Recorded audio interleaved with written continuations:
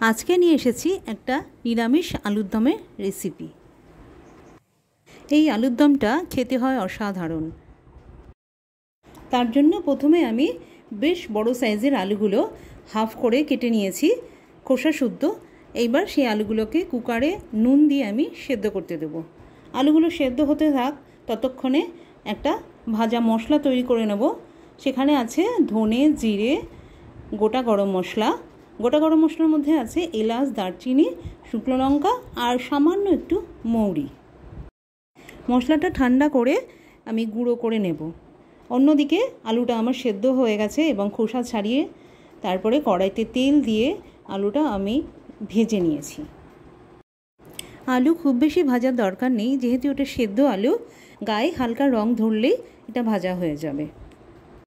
নমস্কার, আমি মিঠুর ঘরকন্যা, আপনাদের সবাইকে স্বাগত।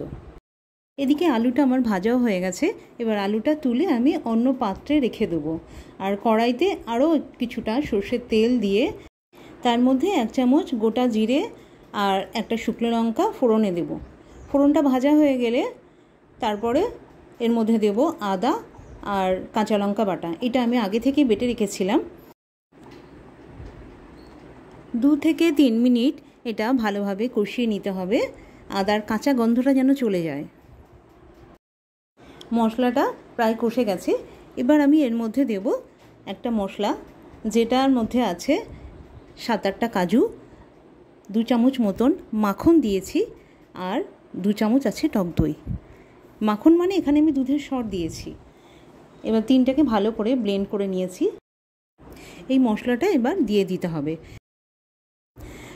দই আর কাজুর মিশ্রণটা যখন দেবেন তখন কিন্তু গ্যাসের ফ্লেমটা একদম লোতে রাখতে হবে, না হলে দইটা এখানে কেটে যাওয়ার সম্ভাবনা থেকে যায়।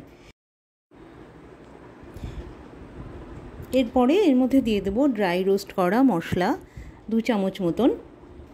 তারপরে ওই মশলাটা এই দই আর কাজুর মিশ্রণের সঙ্গে খুব ভালোভাবে মিশিয়ে নিতে হবে। এরপরে দিয়ে দেবো কাশ্মীরি লাল মির্চ পাউডার। এটা সম্পূর্ণ কালারের জন্য, এটা কেউ দিতেও পারেন, নাও পারেন।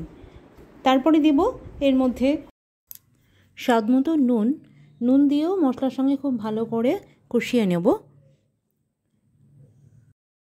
মিডিয়াম টু লো ফ্লেমে মশলাটা কষাতে হবে ধীরে ধীরে।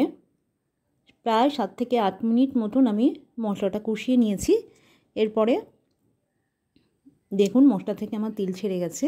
তারপরে দিয়ে দেবো ভাজা আলু দিয়েও খুব ভালো করে মশলার সঙ্গে মিশিয়ে নেব।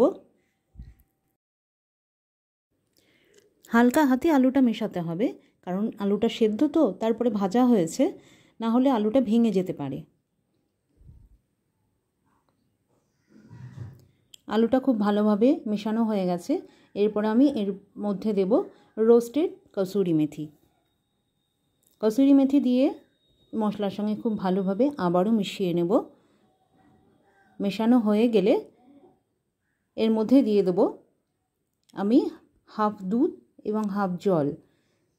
আপনারা ইচ্ছা হলে পুরোটা জল দিতে পারেন এবং পুরোটা দুধ দিয়েও এই রান্নাটা করতে পারেন। আমি এখানে হাফ দুধ এবং হাফ জল মিশিয়ে রান্নাটা করেছি।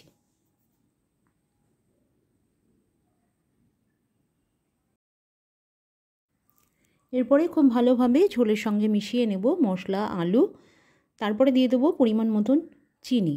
এটা যেহেতু নিরামিষ রান্না, একটু চিনি দিলে ভালো লাগে। কারোর যদি অপছন্দ হয় চিনি দেওয়া, সেটা স্কিপ করতে পারেন চিনিটা। এরপরে এটা ঢাকা দিয়ে আমি 7 থেকে 8 মিনিট ফুটিয়ে নেব।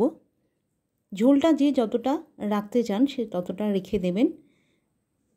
আমি এখানে একটু মাখা মাখা মতন ঝোল রেখেছি। এটা ঠান্ডা হয়ে গেলে আর একটু টেনে নেবে। এরপরে এর উপরে একটু গরম মশলার গুঁড়ো ছড়িয়ে দেব। এটাও অপশনাল, এটা দিতেও পারেন, নাও পারেন। দিলে ফ্লেভারটা একটু ভালো হয়। কেউ চাইলে ঘি দিতে পারেন। আমি এখানে ঘিটা স্কিপ করে গেছি, ঘিটা দিইনি। লুচি, পরোটা, রুটি সব কিছুর সঙ্গে এই আলুর দম খুব ভালো যাবে। এমনকি ভাতের সঙ্গেও এটা খুব ভালো লাগবে খেতে। আমার রান্নাটা যদি ভালো লেগে থাকে আমার চ্যানেলকে সাবস্ক্রাইব করতে ভুলবেন না। ভালো থাকবেন, সুস্থ থাকবেন।